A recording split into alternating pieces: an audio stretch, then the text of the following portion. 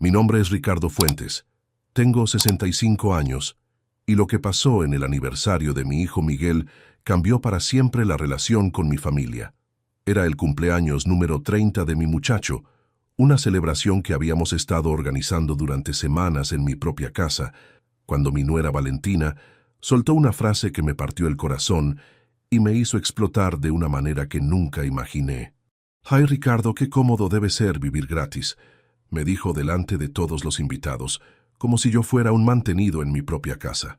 En ese momento decidí que era hora de mostrarle a todos exactamente quién pagaba qué en esta familia. Imagínate la escena.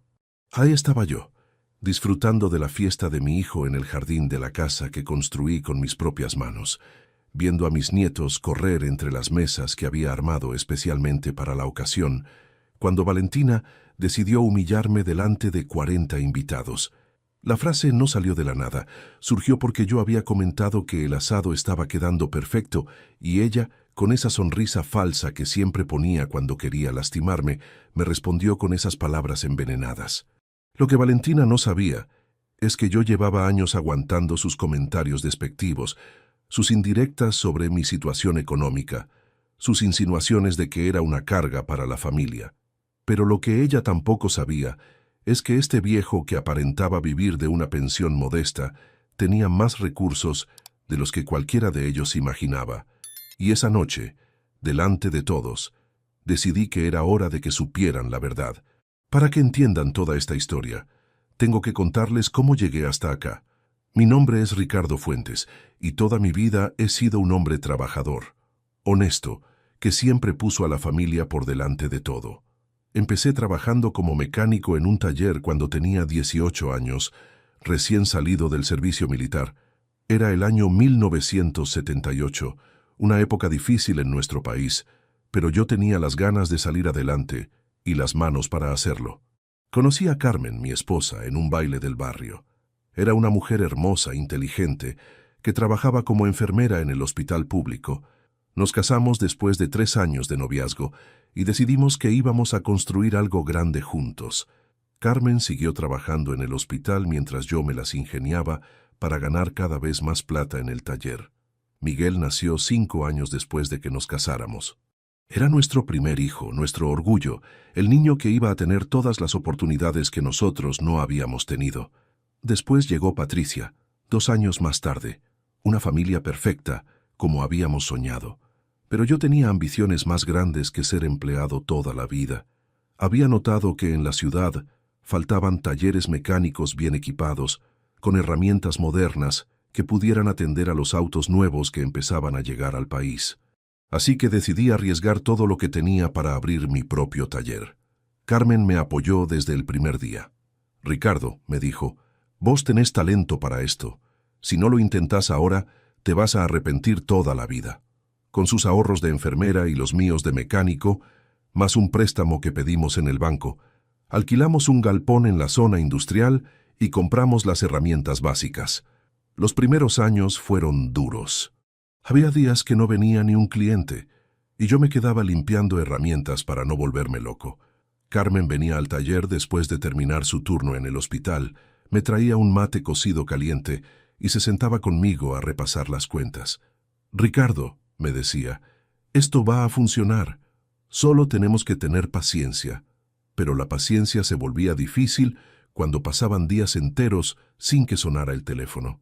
Había noches que me quedaba despierto, calculando cuánto tiempo podíamos aguantar sin ingresos antes de tener que cerrar el taller. El alquiler del galpón era 300 pesos por mes. Las herramientas las estaba pagando en cuotas, y los empleados que había tenido que dejar ir por falta de trabajo me miraban con reproche cuando los veía por la calle. El primer cliente que cambió todo fue don Emilio González, el dueño de una empresa de transportes que tenía una flota de camiones. Vino una mañana de invierno, desesperado porque ningún taller de la zona podía arreglarle un motor diésel que se había fundido. «Joven», me dijo, «me dijeron que usted entiende de motores. Necesito ese camión funcionando para mañana o pierdo un contrato importante». Era un desafío grande. El motor tenía un problema que requería desarmar casi todo, cambiar piezas que eran caras y trabajar toda la noche, pero necesitaba el trabajo y quería demostrar de qué era capaz. «Don Emilio», le dije, «le voy a arreglar el camión, pero necesito que me pague la mitad por adelantado para comprar los repuestos». Me puse a trabajar como un desesperado. Carmen se quedó conmigo en el taller, haciéndome compañía, trayéndome café, sosteniéndome las herramientas cuando las necesitaba. A las 5 de la mañana, el motor estaba funcionando perfecto. Don Emilio no podía creer lo que veía. «Usted no es un mecánico común», me dijo. «Es un artista». Ese trabajo me costó 500 pesos y me pagó 800. Pero más importante que la plata fue lo que vino después. Don Emilio les contó a todos sus colegas transportistas sobre mi trabajo. En 2 semanas tenía 5 camiones esperando reparación. Al mes siguiente tuve que contratar a mi primer empleado, el Checo López, que había trabajado conmigo en el taller anterior. «Ricardo», me dijo el Checo cuando le ofrecí el trabajo, «vos vas a hacer grande este taller. Tenés ojo para los negocios y manos para el trabajo. Esa combinación no falla nunca». Tenía razón. De a poco empezaron a llegar más clientes. No solo transportistas, sino también dueños de autos particulares que habían escuchado hablar del mecánico que hace milagros. Pero yo sabía que no podía conformarme solo con reparar autos. Veía que la ciudad estaba creciendo, que llegaban modelos nuevos de Europa y Estados Unidos, que los concesionarios necesitaban talleres especializados para los autos en garantía. «Carmen», le dije, «tenemos que modernizarnos. Necesitamos herramientas más sofisticadas, capacitación especializada, un lugar más grande». Con las ganancias de los primeros 2 años, alquilé un galpón el doble de grande y compré un elevador hidráulico que me costó una fortuna, pero me permitía trabajar más rápido y mejor. También me inscribí en todos los cursos de capacitación que ofrecían las marcas de autos. Iba los fines de semana a Buenos Aires para aprender sobre los motores nuevos, las transmisiones automáticas, los sistemas de inyección electrónica. Carmen me bancaba en todo. «Ricardo», me decía, «invertí en vos mismo. La plata que gastes en capacitación te va a volver multiplicada». Y tenía razón. Cuando llegaban al taller autos que otros mecánicos no sabían arreglar, yo podía solucionarlos porque había estudiado los manuales, porque había hecho los cursos, porque entendía la tecnología nueva. El taller empezó a crecer exponencialmente. Contraté al Mono Silvera para que me ayudara con la parte eléctrica, después al Turco Mancilla, que era un genio con las transmisiones, después al Flaco Domínguez, que manejaba los frenos como nadie. Éramos un equipo de especialistas donde cada uno sabía lo suyo, pero todos trabajábamos coordinados. A los 5 años de haber abierto, ya tenía el taller más respetado de la zona oeste. Los concesionarios oficiales me mandaban los autos que ellos no podían arreglar. Las empresas de remises me traían sus flotas enteras para service. Los taxistas hacían cola para que les revisara los autos. Tenía trabajo de sobra y una reputación que había construido cliente por cliente, auto por auto. Pero yo seguía pensando en el futuro. «Carmen», le decía, «esto está muy bien, pero necesitamos algo más sólido. El taller me da para vivir hoy, pero necesito algo que me dé seguridad para siempre». Ahí fue cuando empecé a interesarme por los bienes raíces. El primer departamento que compré fue en un edificio a 6 cuadras del taller. Era un monoambiente pequeño, en un 3er piso sin ascensor, pero estaba en una zona que yo sabía que se iba a valorizar porque estaban construyendo una estación del subte cerca. Lo compré por 8,000 pesos con un crédito del banco que estaba pagando en 60 cuotas. Carmen pensaba que estaba loco. «Ricardo, ya tenemos nuestra casa. ¿Para qué queremos otro departamento?» «Mujer», le expliqué, «esto no es para que vivamos nosotros, es para alquilar. La gente siempre va a necesitar dónde vivir, y nosotros vamos a cobrar alquiler todos los meses sin trabajar». Tardé 3 meses en conseguir el primer inquilino, un empleado bancario que me pagaba 150 pesos por mes. No era mucha plata, pero era dinero que entraba sin que yo tuviera que meter las manos en un motor. «¿Ves?», le dije a Carmen cuando cobré el primer alquiler. «Esta plata la gané mientras dormía». Esa experiencia me enganchó con los bienes raíces. Empecé a estudiar el mercado inmobiliario como antes había estudiado los motores. Leía los clasificados todos los días, recorría barrios los fines de semana, hablaba con inmobiliarios, conversaba con otros inversores. Quería entender cómo funcionaba ese mundo. Descubrí que había oportunidades por todos lados. Propietarios que necesitaban vender rápido y aceptaban precios por debajo del mercado. Departamentos viejos en buenas ubicaciones que con una refacción menor se podían alquilar al doble. Terrenos baratos en zonas que se iban a desarrollar en el futuro. El segundo departamento lo compré al año siguiente. Era un 2 ambientes en San Telmo que estaba medio destruido, pero tenía muy buena ubicación. Lo compré por 12,000 pesos. Le invertí 3,000 más en refacción y lo alquilé por 300 pesos mensuales. Carmen ya había entendido la lógica del negocio y me ayudaba a elegir los muebles, a supervisar los trabajos, a entrevistar inquilinos. Ricardo, me decía, esto es como tener varios trabajos al mismo tiempo, pero sin el esfuerzo físico del taller. Tenía razón. Los alquileres me daban un ingreso fijo todos los meses, independiente de si el taller andaba bien o mal, independiente de si había mucho trabajo o poco. Para cuando Miguel nació, ya tenía 3 propiedades alquiladas y estaba pagando la 4ª. Carmen había dejado de trabajar en el hospital para dedicarse a Miguel y para ayudarme con la administración de las propiedades. Llevaba una contabilidad perfecta de todos los gastos, todos los ingresos, todas las reparaciones que había que hacer. Esto es un negocio familiar, me decía Carmen mientras amamantaba a Miguel y revisaba las cuentas al mismo tiempo. Nuestros hijos van a heredar no solo el taller, sino toda una cartera de propiedades que les van a dar seguridad económica para toda la vida. Ricardo, me decía, no gastes toda la plata en lujos, mejor compremos más propiedades, eso va a ser el futuro de nuestros hijos. Y tenía razón. Mientras otros se compraban autos de lujo o se iban de vacaciones caras, nosotros invertíamos cada peso extra en bienes raíces. Miguel y Patricia crecieron viendo todo este progreso. Los mandamos a los mejores colegios, después a la universidad. Miguel estudió ingeniería, Patricia se hizo abogada. Estábamos orgullosos de nuestros hijos profesionales, que iban a tener un futuro mejor que el nuestro. Cuando Miguel se recibió, le regalé un auto 0 kilómetro.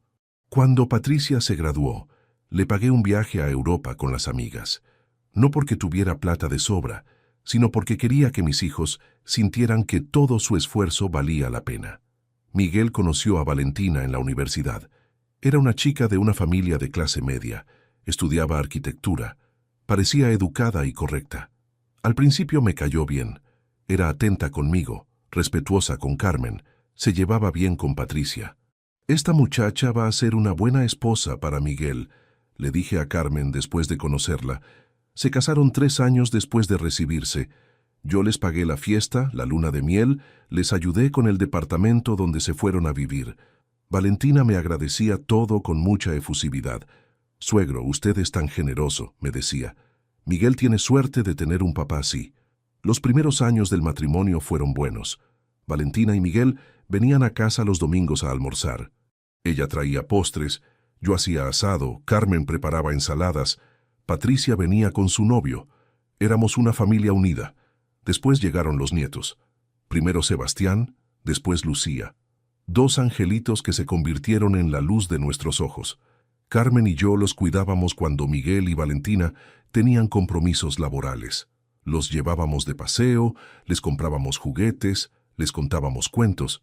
Pero fue justamente cuando nacieron los nietos que Valentina empezó a cambiar. Al principio eran comentarios muy sutiles, casi imperceptibles. «Ay, suegro, qué suerte tiene Miguel de que usted pueda ayudarnos con los gastos». O, «Claro, como usted no tiene que pagar alquiler, puede darse estos gustos». Yo no entendía a qué se refería con eso de que no pagaba alquiler. Esta casa la había comprado y pagado completamente hacía más de 20 años. No le debía un peso a nadie. Pero Valentina parecía tener la idea de que yo vivía en una especie de limbo económico donde todo me salía gratis. Los comentarios fueron haciéndose más frecuentes y más directos. Cuando yo les regalaba algo a los nietos, Valentina decía, «Ay, qué lindo, suegro. Menos mal que usted puede darse estos lujos». Cuando pagaba la cuenta en un restaurante, suspiraba y comentaba, «Claro, los jubilados tienen sus beneficios». Pero había algo más sutil en su comportamiento que me molestaba profundamente. Cuando llegábamos a un restaurante y yo sacaba la billetera para pagar, ella le decía a Miguel: «Qué suerte que tenés un papá tan generoso», como si fuera una casualidad, como si fuera un favor que me salía fácil hacer. Una vez, cuando estábamos en el supermercado comprando cosas para un asado familiar, Valentina comentó delante de los otros clientes que estaban haciendo fila: «Ay, suegro, usted sí que puede hacer estas compras grandes sin preocuparse». La cajera me miró con una sonrisa que me incomodó, como si fuera un abuelo consentido que tenía todo resuelto. También empezó a hacer comparaciones con otros abuelos que conocía. «La mamá de mi amiga Laura tiene que cuidar cada peso», me decía. «No puede darse el lujo de invitar a toda la familia a cenar como hace usted». O el papá de Miguel, el de mi compañera de trabajo, tuvo que vender el auto porque no le alcanzaba con la jubilación. Esas comparaciones me hacían sentir como si fuera un privilegiado que había ganado la lotería de los jubilados, como si mi situación económica fuera producto de la suerte y no del trabajo de toda una vida, como si otros abuelos fueran más normales que yo porque tenían que contar cada peso. Carmen me decía que no le diera importancia.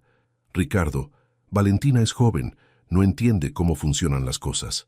Déjala que hable». Pero a mí me molestaban esos comentarios porque sentía que había una falta de respeto de fondo, como si ella pensara que yo era un viejo mantenido. La situación empeoró cuando Carmen se enfermó. En lugar de solidarizarse con nosotros, Valentina empezó a calcular cuánto nos estaban costando los tratamientos.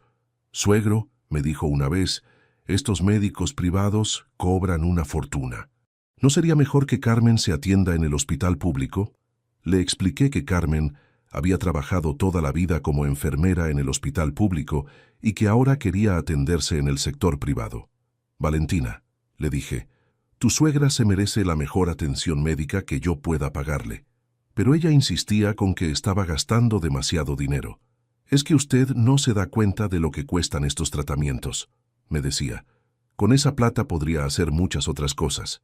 «¿Otras cosas? ¿Qué otras cosas podían ser más importantes que la salud de mi esposa?». Ahí me di cuenta de que Valentina tenía una visión muy particular sobre cómo yo debería gastar mi dinero. Cuando Carmen murió y yo estaba destrozado por el dolor, Valentina me dio el pésame, pero inmediatamente empezó a hablar de temas prácticos. «Suegro», me dijo 3 días después del funeral, «ahora que está solo en esta casa tan grande, ¿no sería mejor que busque algo más chico? Así no tiene tantos gastos de mantenimiento». No entendía por qué tenía tanto apuro en que yo vendiera la casa donde había vivido 30 años, donde había criado a mis hijos, donde Carmen y yo habíamos sido felices. «Valentina», le dije, «necesito tiempo para procesar lo que pasó. La casa es lo menos importante ahora». Pero ella siguió insistiendo durante semanas. Me traía recortes de diarios con departamentos en venta. Me contaba de conocidos que se habían mudado a lugares más chicos y estaban más cómodos. «Suegro, piénselo bien. Con lo que vale esta casa, puede comprarse algo moderno y le sobra plata para disfrutar». Disfrutar. Como si a los 63 años, recién enviudado, lo único que me quedara por hacer fuera disfrutar de la plata. Como si fuera un jubilado estereotípico cuyo único propósito en la vida fuera gastar los ahorros en entretenimientos. Miguel me defendía a medias. «Valentina, deja que papá se tome su tiempo», le decía. Pero después, en privado, me comentaba: «Papá, capaz Valentina tiene un poco de razón. Esta casa es muy grande para vos solo». Como si el tamaño de la casa fuera el problema y no el vacío que había dejado Carmen. También empezó a hacer comentarios sobre mis gastos de duelo. Cuando contraté una empresa para que cuidara el jardín que antes mantenía Carmen, Valentina comentó: «Ay, qué bien que puede pagar jardineros. Yo tengo que hacer todo el jardín de casa con mis propias manos». Cuando compré flores para llevarle a la tumba de Carmen todos los viernes, me dijo: «Suegro, gasta mucha plata en flores. Carmen ya no las puede ver». Esa frase me dolió más que todas las anteriores juntas. Carmen había amado las flores toda su vida. Había cultivado rosas en nuestro jardín durante 20 años. Llevarle flores a la tumba era mi manera de sentir que seguía cuidándola, que seguía expresándole mi amor. Pero Valentina lo veía como un gasto innecesario. Los comentarios sobre mi situación económica se intensificaron cuando Miguel perdió el trabajo. En lugar de preocuparse por cómo iban a hacer para subsistir, Valentina empezó a hacer planes que me incluían a mí. «Suegro», me dijo, «menos mal que usted puede ayudarnos. Los abuelos que tienen posibilidades siempre apoyan a sus hijos en momentos difíciles». La frase estaba cargada de expectativa. No era un agradecimiento por algo que yo había decidido hacer voluntariamente. Era una asunción de que yo tenía la obligación de ayudar porque tenía posibilidades, como si fuera mi deber usar mi patrimonio para solucionar los problemas económicos de la familia. Cuando empecé a pagar los gastos de los nietos, Valentina me lo agradeció, pero siempre con ese tono que ya conocía. «Ay, suegro, qué suerte que los abuelos pueden hacer estas cosas». O «Los chicos tienen mucha suerte de tener un abuelo que puede ocuparse de todo». Otra vez esa palabra, suerte, como si mis nietos fueran afortunados por tener un abuelo rico en lugar de tener un abuelo que había trabajado toda la vida para poder darles esas oportunidades. Como si todo fuera casualidad y no el resultado de décadas de esfuerzo y planificación. Carmen murió después de 8 meses de lucha. Los últimos días los pasé en el hospital, sosteniéndole la mano, prometiéndole que iba a cuidar a los chicos y a los nietos como ella hubiera querido. Miguel estuvo ahí conmigo, pero Valentina aparecía de vez en cuando, siempre con alguna excusa para irse temprano. Después del funeral, cuando estaba devastado por la pérdida, Valentina hizo algo que nunca le voy a perdonar. Me sugirió que vendiera la casa. «Suegro», me dijo, «esta casa es muy grande para usted solo. ¿No sería mejor que la venda y se mude a algo más chico?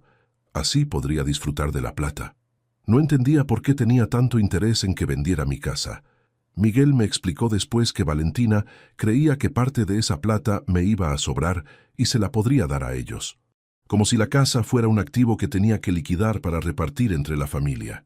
«Valentina», le dije, «esta casa es mi hogar. Acá viví con Carmen durante 30 años. Acá criamos a nuestros hijos. Acá están todos nuestros recuerdos. No la voy a vender nunca». Pero ella siguió insistiendo durante meses. También empezó a hacer comentarios sobre mis gastos.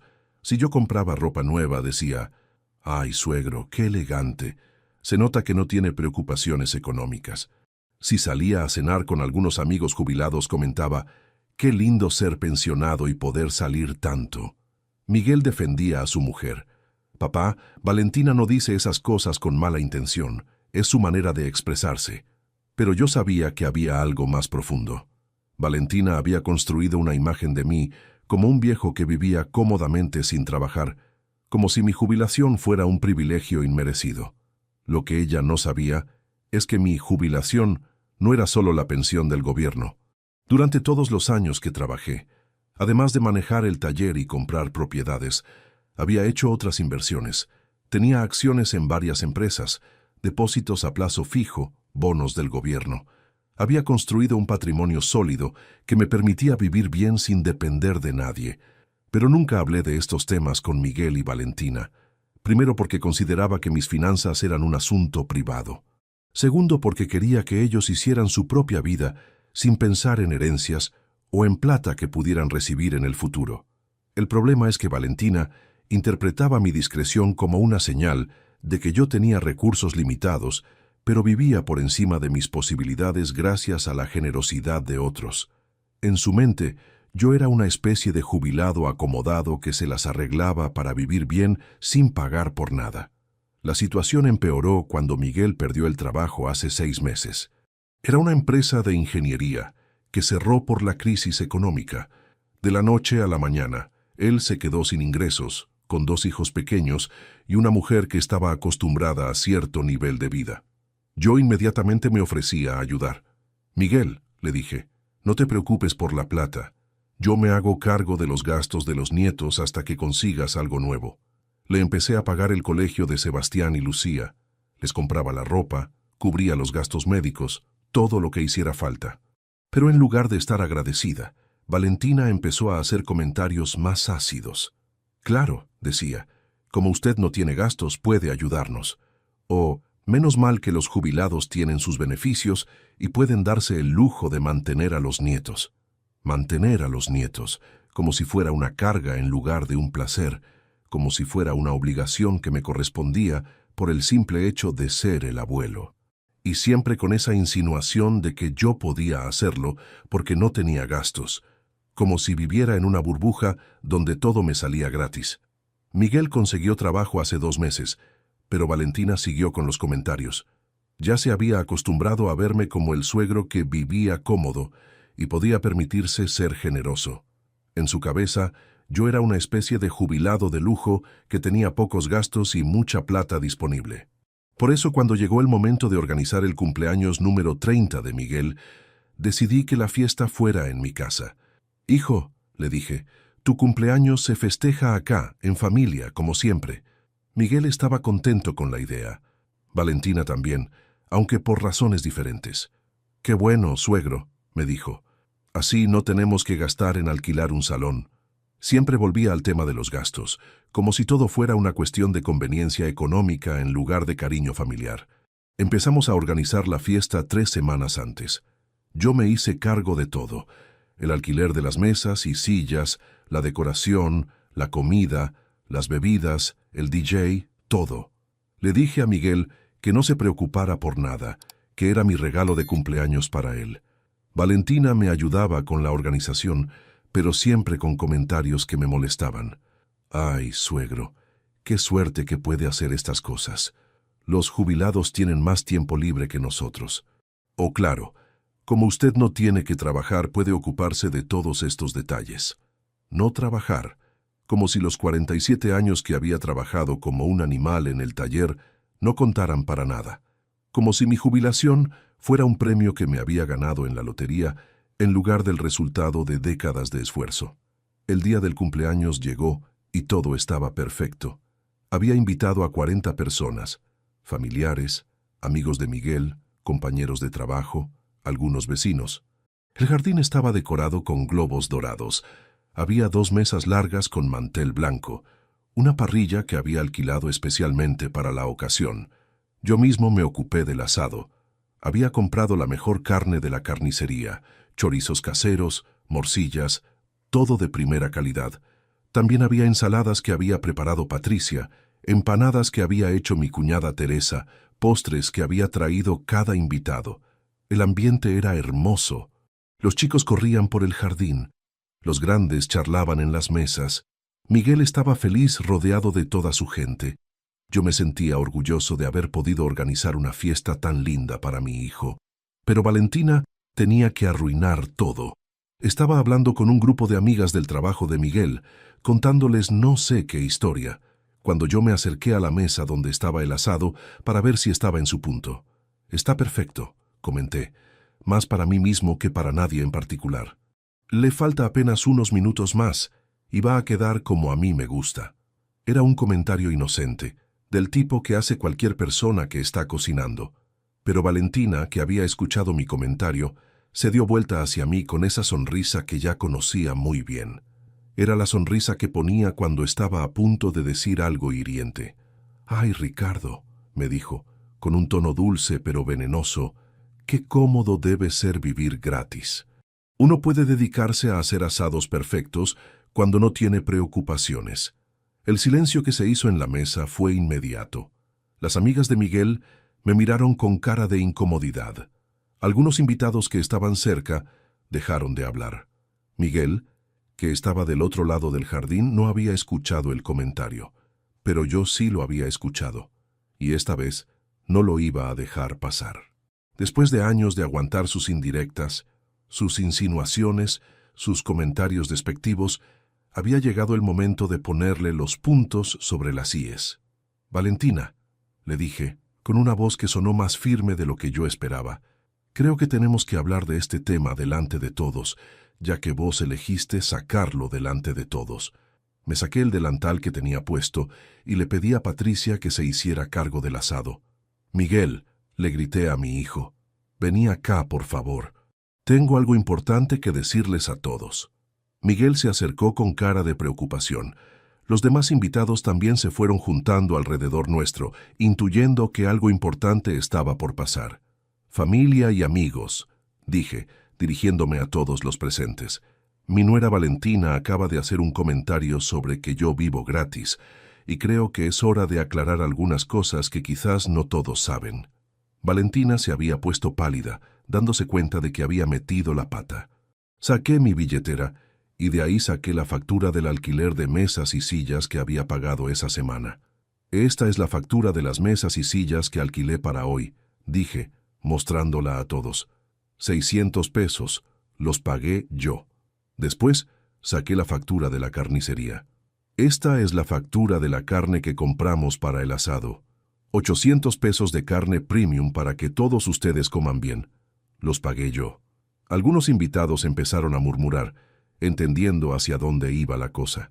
Esta, dije, sacando otra factura, es la cuenta del supermercado donde compré las bebidas, el hielo, las servilletas, los platos descartables.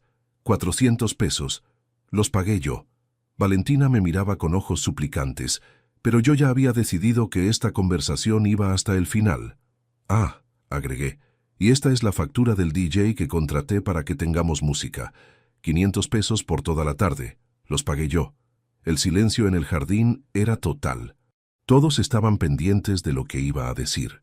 Pero eso no es todo, continué. Valentina dice que vivo gratis, así que vamos a repasar algunos otros gastos que pago yo y que quizás ella no sabe. Saqué mi teléfono y abrí la aplicación del banco. Miguel, le dije a mi hijo, ¿sabes cuánto sale por mes el colegio de Sebastián y Lucía? Miguel asintió. 1,200 pesos por mes cada uno, o sea, 2,400 por mes. Eso lo vengo pagando yo desde que perdiste el trabajo, hace 6 meses. Son 14,400 pesos que pagué por la educación de mis nietos. Las caras de los invitados eran un poema. Algunos conocían la situación laboral de Miguel, pero ninguno sabía que yo estaba pagando los gastos de mis nietos, y eso sin contar las obras sociales que también las pago yo, otros 800 pesos por mes desde hace 6 meses, 4,800 pesos más. Pero sigamos, continué porque ya estaba enganchado y quería que quedara todo claro. Esta casa donde estamos festejando, que según Valentina me sale gratis, tiene gastos mensuales, impuestos municipales, 300 pesos por mes, luz, 200 pesos promedio, gas, 150 pesos, agua, 100 pesos, teléfono e internet, 200 pesos, limpieza y mantenimiento, 500 pesos por mes. En total, 1,450 pesos por mes. Valentina estaba roja de vergüenza, pero yo no había terminado. Eso sin contar el seguro de la casa, que pago 500 pesos por mes, ni el mantenimiento del jardín, que son otros 300 pesos mensuales, ni las reparaciones que siempre hay que hacer en una casa de esta antigüedad. Miguel me miraba con los ojos muy abiertos. Creo que nunca había pensado en todos esos números, en todo lo que costaba mantener la casa, donde él había crecido y donde ahora estábamos festejando su cumpleaños. Y ya que estamos hablando de plata, seguí, vamos a hablar también de los regalos. El auto 0 kilómetro que le regalé a Miguel cuando se recibió costó 22,000 pesos. El viaje a Europa que le pagué a Patricia, 18,000 pesos. El departamento donde viven Miguel y Valentina, yo les di 40,000 pesos para el anticipo. Ahí varios invitados se quedaron boquiabiertos. Ni Miguel ni Valentina habían contado nunca esos detalles a sus amigos. Para los de afuera, parecía que mis hijos habían conseguido todo por su propio esfuerzo. La fiesta de casamiento de Miguel y Valentina, continué, me costó 35,000 pesos. La luna de miel en Brasil, 8,000 pesos más. Los muebles del departamento cuando se mudaron, 12,000 pesos. Todo pagado por este viejo que, según mi nuera, vive gratis. El silencio era sepulcral. Valentina había empezado a llorar, pero yo ya no podía parar. Años de comentarios despectivos, de insinuaciones, de faltas de respeto, habían llegado a su límite. Pero lo más importante, dije, mirando directamente a Valentina, es que todo esto lo pago con la plata que gané trabajando 47 años en mi taller.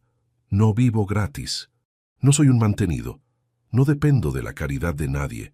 Soy un hombre que trabajó toda su vida, que ahorró cada peso, que invirtió inteligentemente y que decidió usar su patrimonio para darle a su familia la mejor vida posible. Miguel se acercó a mí. Papá, me dijo, yo no sabía que vos pagabas tanto, nunca me dijiste. Hijo, le respondí, yo nunca hablo de plata porque considero que es de mal gusto. Pero cuando alguien me falta el respeto delante de 40 personas, me veo obligado a aclarar las cosas. Me dirigí entonces a todos los invitados. Pido disculpas por esta escena, pero creo que era importante que supieran la verdad. Cuando alguien dice que uno vive gratis, está faltando el respeto no solo a uno, sino a toda una vida de trabajo y esfuerzo. Uno de los amigos de Miguel, que trabaja en el mismo rubro que yo trabajaba, se acercó.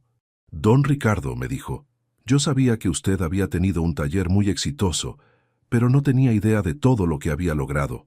Mis respetos. Otros invitados empezaron a acercarse también, algunos para felicitarme, otros para pedirme disculpas por haber escuchado el comentario de Valentina sin saber toda la historia. Patricia, mi hija, vino a abrazarme.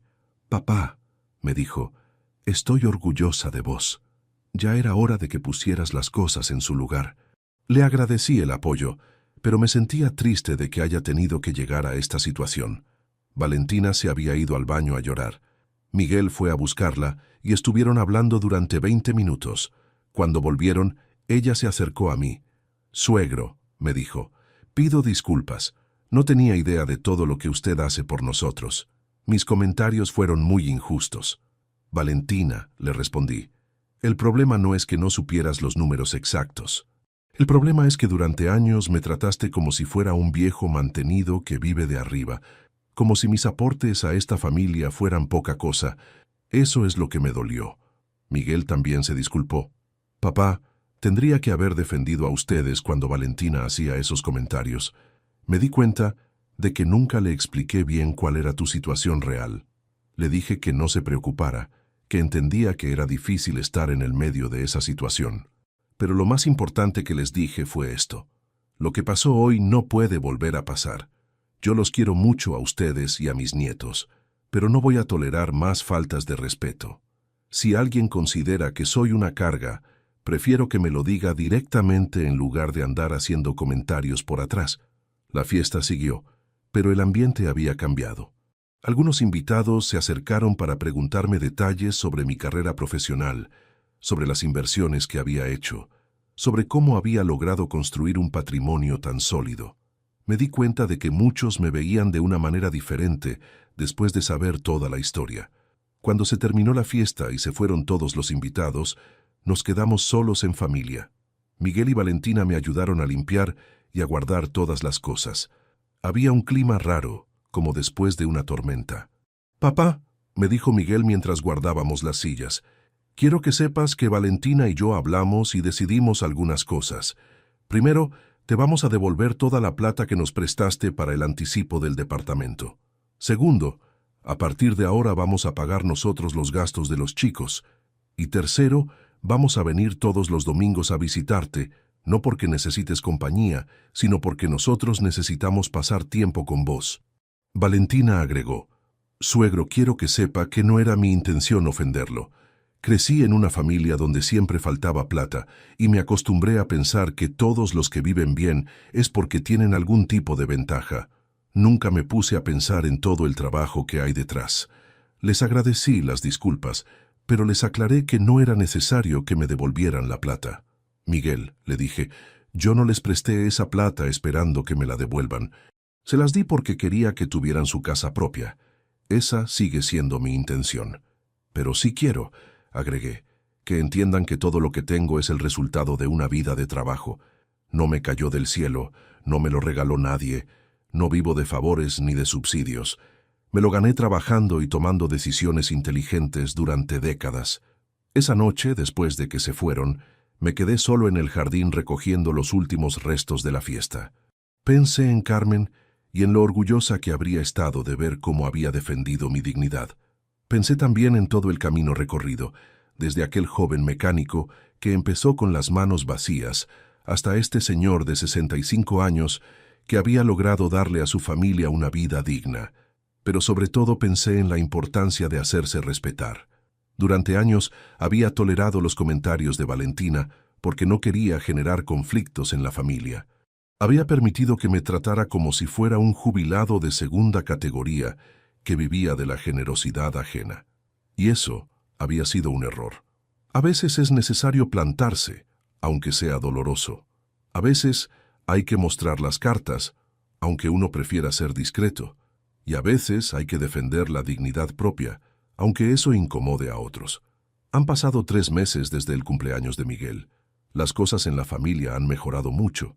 Valentina cambió completamente su actitud conmigo. Ya no hace comentarios despectivos, al contrario, me trata con un respeto que antes no tenía.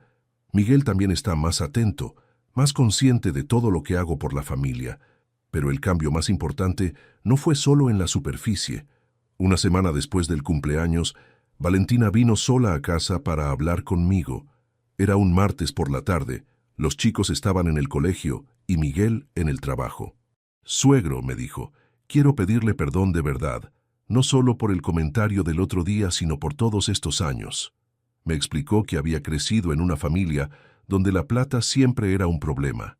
Su padre había tenido trabajos inestables, su madre había tenido que trabajar en casas de familia para llegar a fin de mes. Para mí, me dijo, alguien que vivía cómodo sin trabajar era como un privilegiado que había tenido suerte.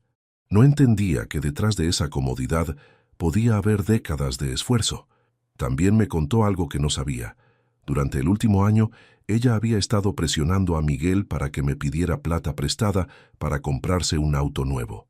Miguel se negaba, me dijo. Me decía que usted ya hacía mucho por nosotros, pero yo insistía. Pensaba que para usted era fácil darla porque tenía de sobra.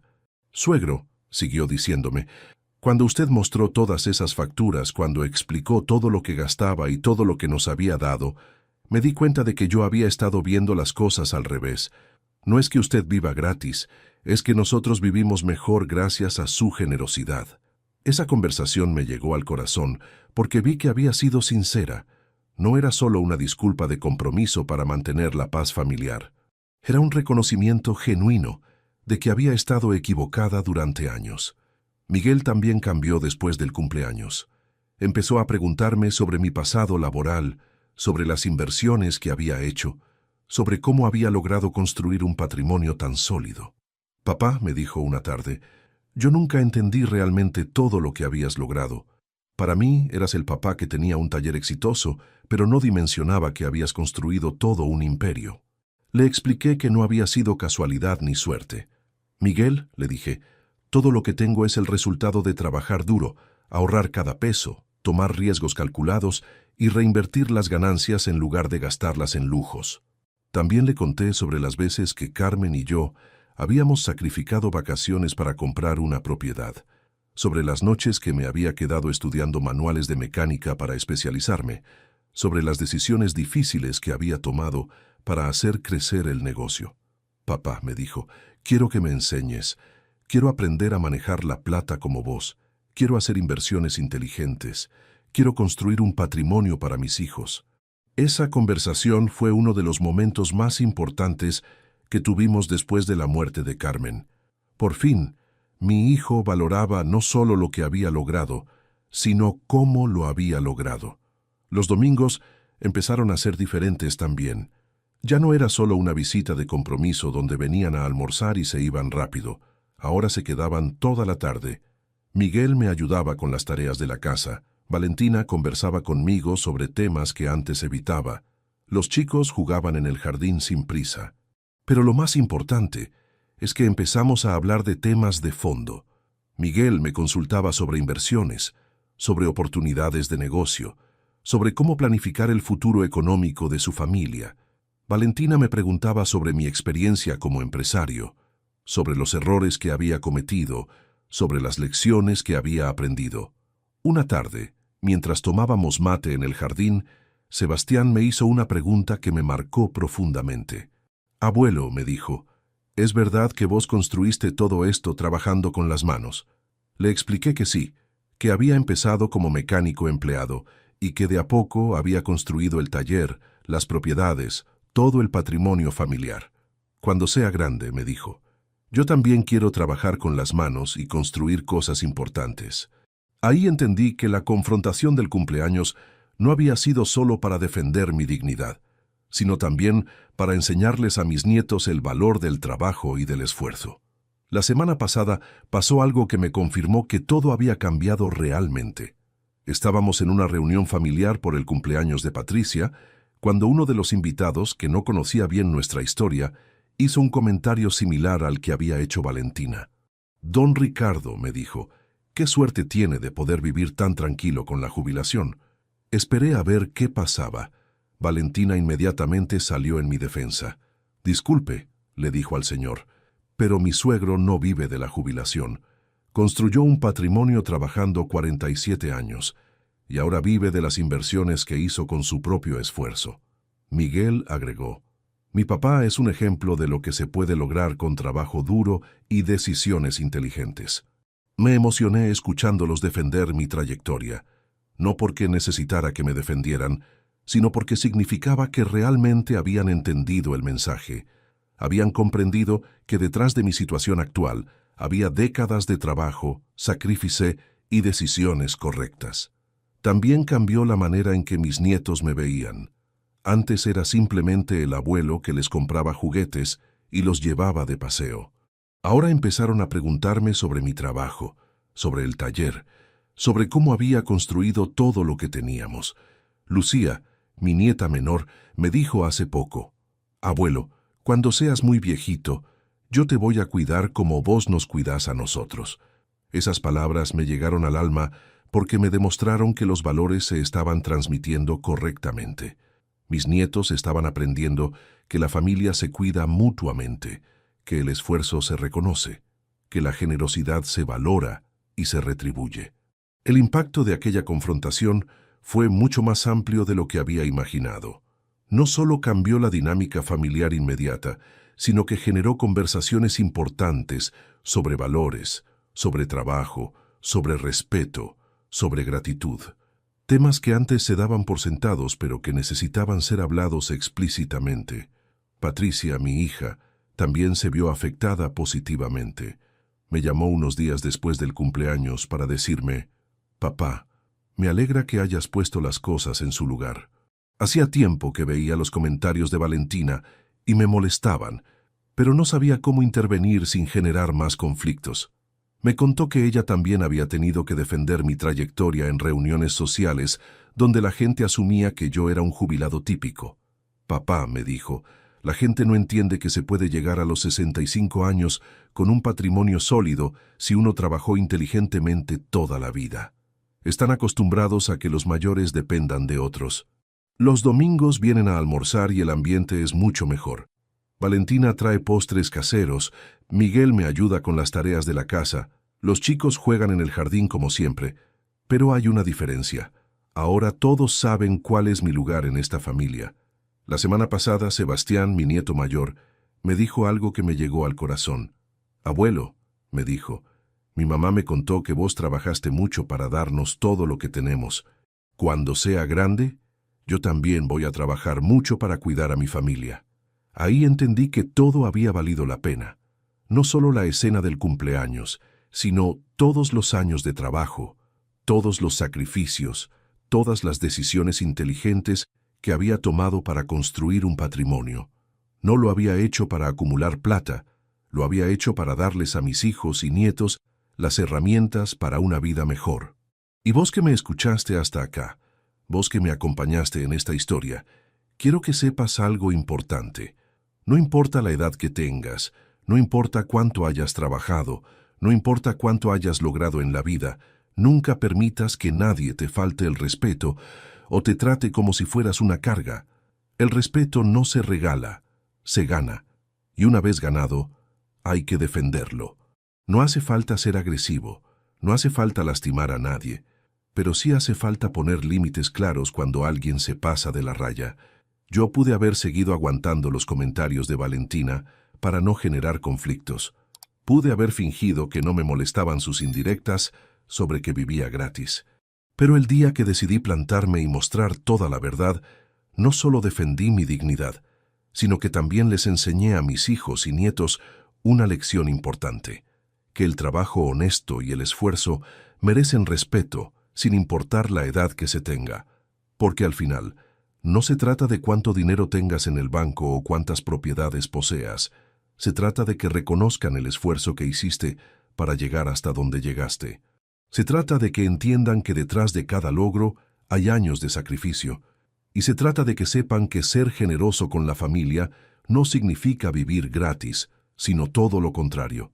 Significa haber trabajado tanto que podés darte el lujo de compartir el fruto de tu esfuerzo con las personas que más querés. Contame vos qué harías en mi lugar. ¿Habrías aguantado los comentarios para mantener la paz familiar o te habrías plantado como hice yo? Y contame desde qué ciudad me estás escuchando, porque me gusta saber que estas historias llegan a gente que puede aprender algo de lo que nos pasa a los que ya tenemos algunos años encima. Porque la vida es muy corta para permitir que te falten el respeto, aunque sea tu propia familia. Y nunca es demasiado tarde para defender tu dignidad, aunque tengas que sacar cuentas delante de 40 personas en el cumpleaños de tu hijo.